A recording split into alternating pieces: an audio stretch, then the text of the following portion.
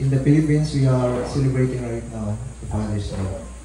So, our theme for this morning, atong discussion karon or pag-usapan karon, we would like to honor atong pagkakaadungog ang atong mga amahan. Now, sa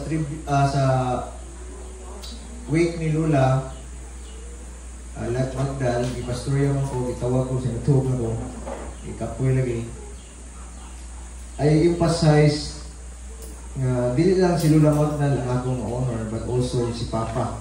Ay nakita mo ko siya sacrifices, nagpakaanak gid siya. And usa sa kong gi-mention dito, I honor him in public, kaya siya ko kayo. At least ba, buhi pa siya, makadumog siya, mag-i-honor siya mga anak.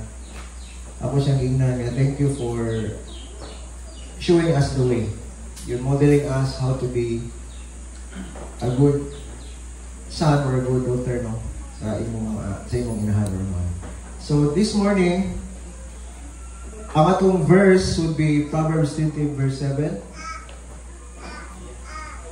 Nag-uol din ko gamay kay kung Bible, asa na ito nabukang ako. Katong